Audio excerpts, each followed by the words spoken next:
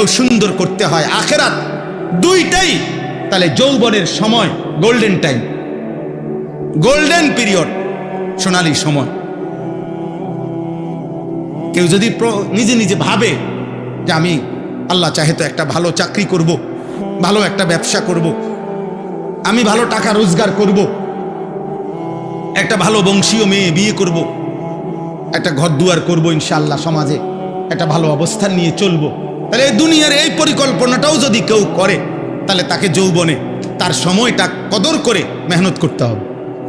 আবার সে যদি ভাবে আমি জাহান্নাম থেকে বাঁচবো, ডান হাতে আমল নামা নেওয়ার চেষ্টা করব, মিজানের পাল্লায় আমার নেকি যেন ভারী হয়, আমি চেষ্টা করব ফুলসিরাত যেন বিজলির গতিতে পার হইতে পারি, আমি চেষ্টা করব, তাহলে এর জন্য জাহান্নাম থেকে বাঁচা, জান্নাতে যাওয়া, খোদার কসম যৌবনেই চেষ্টা করতে হবে। 60 বছর বয়সে তো আর দুর্বলতার সময়, এই সময় তো কুলাইয়া পারে না, উনি একটা করলে আরেকটা ধরতে পারে না।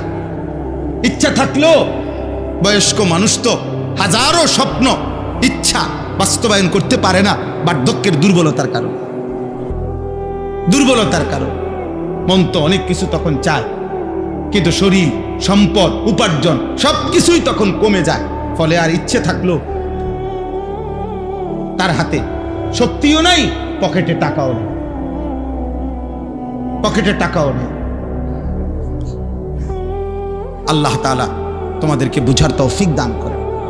নিজেদের এই হায়াতের কদর করো ভাই, কদর করো।